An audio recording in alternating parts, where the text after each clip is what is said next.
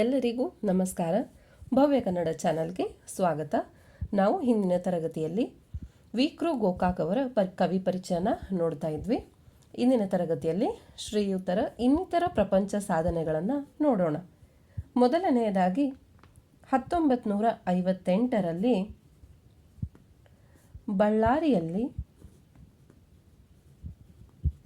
ಬಳ್ಳಾರಿಯಲ್ಲಿ ಜರುಗಿದ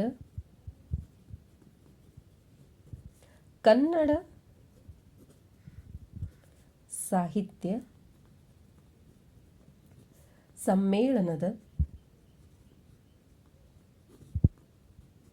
ಅಧ್ಯಕ್ಷರಾಗಿದ್ದರು.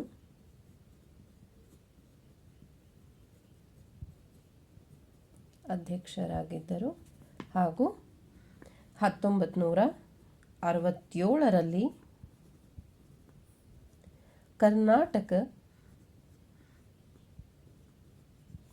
ವಿಶ್ವವಿದ್ಯಾಲಯದ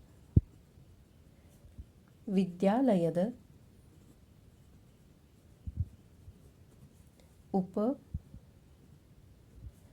ಕುಲಪತಿಗಳಾಗಿದ್ದರು.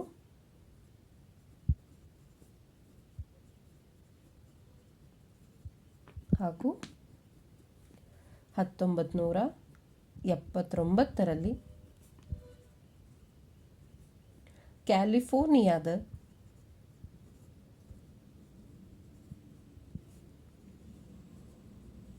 ಕ್ಯಾಲಿಫೋರ್ನಿಯಾದ ವಿಶ್ವವಿದ್ಯಾಲಯದಿಂದ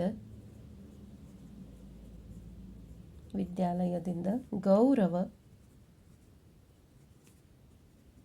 ಡಾಕ್ಟರೇಟ್ ಪದವಿ ಪ್ರದಾನ ಮಾಡಿದರು. ಹಾಗೂ 1960ರಲ್ಲಿ ದ್ಯಾವ ಪೃಥ್ವಿಗೆ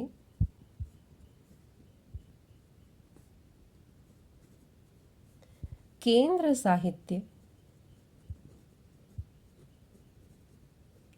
ಸಾಹಿತ್ಯ ಅಕಾಡೆಮಿ ಪ್ರಶಸ್ತಿ ಲಭಿಸಿತು. ಹಾಗೂ 1983ರಲ್ಲಿ ಇವರ ಮೇರು ಕೃತಿಯಾದ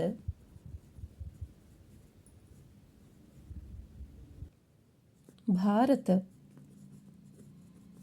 ಸಿಂಧು ರಶ್ಮಿ ಕೃತಿಗೆ ಕೇಂದ್ರ ಸಾಹಿತ್ಯ ಅಕಾಡೆಮಿ ಮತ್ತು ರಾಜಾಜಿ ಪ್ರಶಸ್ತಿ ಲಭಿಸಿತು. ಹಾಗೂ 1991ರಲ್ಲಿ ಸರ್ವಶ್ರೇಷ್ಠವಾದ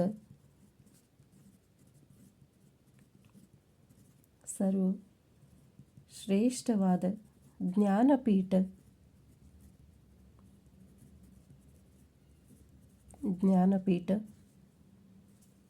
ಪ್ರಶಸ್ತಿ ಲಭಿಸಿತು. ನೋಡಿದ್ರಲ್ಲ, ಇವೆಲ್ಲ ಪ್ರಶಸ್ತಿಗಳು.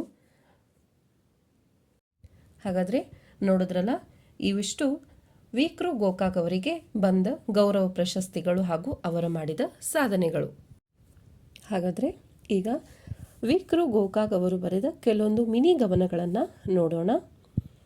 ಸಾಹಿತ್ಯವನ್ನು ಒಂದು ಕಾಯಕದಂತೆ ಅವಿರತವಾಗಿ ನಡೆಸಿಕೊಂಡು ಬಂದ ಗೋಕಾಕರ ಸಾಹಿತ್ಯ ನಿರ್ಮಾಣದ ಹರವು ತುಂಬ ದೊಡ್ಡದು. ಇವರ ಸುದೀರ್ಘ ಕಾದಂಬರಿ 1268 ಪುಟಗಳ ಸಮರಸವೇ ಜೀವನ ಎಂಬ ಕನ್ನಡದ ಬೃಹತ್ ಗಾತ್ರದ ಕೃತಿಯಾಗಿದೆ. ಶ್ರೀಯುತರು ಗೋಕಾಕ್ ವರದಿ ಆಧಾರಿತವಾದ ಗೋಕಾಕ್ ಚಳುವಳಿಯು ಕನ್ನಡ ನಾಡಿನ ಇತಿಹಾಸದಲ್ಲಿ ಕನ್ನಡಿಗರ ಹೃದಯ ಕಮಲದಲ್ಲಿ ಅಳಿಸಲಾಗದ ರೋಮಾಂಚಕವಾದ ನೆನಪಾಗಿದೆ. ಕನ್ನಡ ನಾಡಿನ ಮೂಲೆ ಮೂಲೆಗಳಿಂದಲೂ ನಡೆದ ಈ ಮಹತ್ತರವಾದ ಚಳುವಳಿಯು ಕನ್ನಡಕ್ಕೆ ದಿಗ್ವಿಜಯ ತಂದುಕೊಟ್ಟ ಒಂದು ಧರ್ಮ ಸಂಗ್ರಾಮ. ಗೋಕಾಕರು 73 ವರ್ಷಗಳ ಸಾಹಿತ್ಯಮಯ ಪ್ರತಿಭಾನ್ವಯ ಜೀವನ ಸಂಗ್ರಾಮದಲ್ಲಿ ಅಭೂತಪೂರ್ಣ ಯಶಸ್ಸನ್ನು ಗಳಿಸಿದರು. ಅವರು ರಚಿಸಿದ ಮೇರು ಕೃತಿಗಳಲ್ಲಿ ಅವರಿಗೆ ಆತ್ಮಾನಂದವನ್ನು ಕೊಟ್ಟದ್ದಲ್ಲದೆ ಕನ್ನಡಿಗರ ಹೃದಯವನ್ನು ಸೂರೆಗೊಂಡಿತು. ಗೋಕಾಕರು ಬರೆದ ಮಿನಿಗವನಗಳು, ಕನಸು, ಕೊನೆ ಹಾಗೂ ಸೆಕೆಂಡಿನ ಮುಳ್ಳು. ಇದರ ಬಗ್ಗೆ ಸ್ವಲ್ಪ ವಿಶ್ಲೇಷಣೆ ನೋಡೋಣ. ಮೊದಲನೆಯದಾಗಿ ಕನಸುವಿನ ಬಗ್ಗೆ ತಿಳ್ಕೊಳ್ಳೋಣ. ಕನಸು ಮನುಷ್ಯನಿಗೆ ಒಂದು ವರ. ವಾಸ್ತವದಲ್ಲಿ ಸಾಧಿಸದ್ದು ಮನಸ್ಸು ಕನಸಿನಲ್ಲಿ ಸಾಧಿಸಿಕೊಂಡು ಕೊರತೆಯನ್ನು ಪೂರೈಸಿಕೊಳ್ಳುತ್ತದೆ. ಆದರೆ ಅದು ಶಾಶ್ವತವಲ್ಲ. ಅದಕ್ಕೆ ಕೊನೆ ಎಂಬುದು ಬೆನ್ನಿಗಂಟಿಕೊಂಡೇ ಬಂದಿರುತ್ತದೆ. ಸೂರ್ಯೋದಯ ಕನಸನ್ನು ಒಡೆದು ನನಸಿನ ವಾಸ್ತವ ಲೋಕಕ್ಕೆ ತರುತ್ತದೆ. ಇನ್ನು ನೋಡೋಣ. ಕೊನೆ. ಹುಟ್ಟು ತನ್ನ ಬೆನ್ನಿಗೆ ಸಾವು ಕೊನೆ ಕಟ್ಟಿಕೊಂಡೇ ಬರುತ್ತದೆ. ಪಂಚಭೂತಗಳಿಂದ ಆಕಾರ ರೂಪ ಪಡೆದು ಮತ್ತೆ ಪಂಚಮಹಾಭೂತಗಳಿಂದ ಒಂದಾಗುವುದು ನಿಸರ್ಗದ ನಿಯಮ. ಆಕಾರ ಬಯಲಾಗುವುದು ಕೊನೆಯಲ್ಲ, ಅದು ಪರಿಪೂರ್ಣತ್ವ. ಈಗ ಕೊನೆಯದಾಗಿ ನೋಡೋಣ. ಸೆಕೆಂಡಿನ ಮುಳ್ಳು.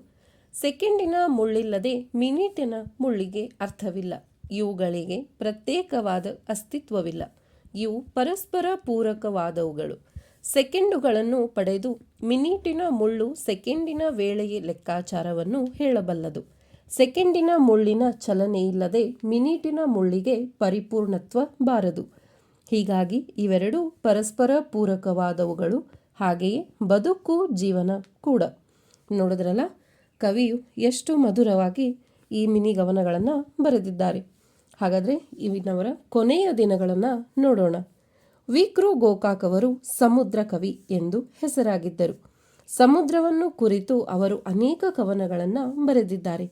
ಸಮುದ್ರವು ಘನತೆ, ಗಾಂಭೀರ್ಯ, ಬೃಹತ್ತು ಮಹತ್ತುಗಳಿಗೆ ಪ್ರತೀಕವಾಗಿರುವಂತಹದ್ದು. ಅದರಲ್ಲಿ ರುದ್ರಪುರುಷನನ್ನು ದರ್ಶಿಸಿದ ಕವಿಯು ಅದರ ಅದ್ಭುತ ಶಕ್ತಿಗೆ ಮಾತಿನ ರೂಪವನ್ನು ಇಲ್ಲಿ ನೀಡಿದ್ದಾರೆ. ಸಮುದ್ರದಂತೆ ಮನುಷ್ಯನು ತನ್ನ ವ್ಯಕ್ತಿತ್ವವನ್ನು ರೂಪಿಸಿಕೊಳ್ಳಬೇಕೆಂದು ಕವಿಯ ಆಶಯವಾಗಿದೆ. ಭಾವೈಕ್ಯತೆಯು ವಿಶ್ವದಲ್ಲಿ ಅನೇಕ ಖಂಡ ಭಾಗಗಳಲ್ಲಿರುವ ಸಾಂಸ್ಕೃತಿಕ ವೈವಿಧ್ಯತೆಯಿದ್ದರೂ ಮೂಲತಃ ಮನುಷ್ಯನೇ. ಅವನು ಎಲ್ಲಿಯೇ ಇದ್ದರೂ ಹೇಗೆ ಇದ್ದರೂ ಎಲ್ಲರಲ್ಲಿಯೂ ಹರಿಯುವ ರಕ್ತ ಮಾಂಸಖಂಡಗಳು ಒಂದೇ ಆಗಿವೆ. ಹಸಿವು, ಭಯ, ನಿದ್ದೆ, ಮೈಥುನ, ಆಸೆ, ನಿರಾಸೆ, ರೋಷ, ಸುಖ, ದುಃಖ, ಪ್ರೀತಿ ಮುಂತಾದವು ಮನಸ್ಸಿನ ಮೂಲ ಪ್ರವೃತ್ತಿಗಳು, ಭಾವನೆಗಳು ಒಂದೇ ಆಗಿವೆ. ಡಾಕ್ಟರ್ ವಿ.ಕೃ. ಗೋಕಾಕ್ ಅವರ ಸಾಹಿತ್ಯ ಸೇವೆ ಸಾಧನೆ ಅನುಪಮವಾದದ್ದು, ಅನುಕರಣೀಯವಾದದ್ದು. ಕನ್ನಡ ನುಡಿಯಂತೆ ಕನ್ನಡ ನಾಡಿಗೆ ಸಲ್ಲಿಸಿದ ಸೇವೆ ಅದು ಗೋಕಾಕ್ ವರದಿಯಾಗಿ ಜನಮನದಲ್ಲಿ ಹಚ್ಚು ಹಸಿರಾಗಿದೆ. ಇಂತಹ ಹೆಮ್ಮೆಯ ಕವಿಯು 28/4/1992 ಬೆಂಗಳೂರಿನಲ್ಲಿ ತಮ್ಮ ಕೊನೆ ಉಸಿರನ್ನು ಎಳೆದರು. ನಮ್ಮ ಹೆಮ್ಮೆಯ ಕವಿ ವಿನಾಯಕ ಕೃಷ್ಣ ಗೋಕಾಕ್ ಅವರು 1909 1992. ಹಾಗಾದರೆ ನೋಡಿದ್ರಲ್ಲ, ವಿ.ಕೃ. ಗೋಕಾಕ್ ಅವರ ಸಂಪೂರ್ಣವಾಗಿ ಕವಿ ಪರಿಚಯನ ತಿಳ್ಕೊಂಡ್ವಿ. ಮುಂದಿನ ತರಗತಿಯಲ್ಲಿ ಮತ್ತೊಬ್ಬ ಕವಿ ಪರಿಚಯದ ಬಗ್ಗೆ ನಿಮ್ಮ ಮುಂದೆ ಬರ್ತೀನಿ. ಧನ್ಯವಾದಗಳು.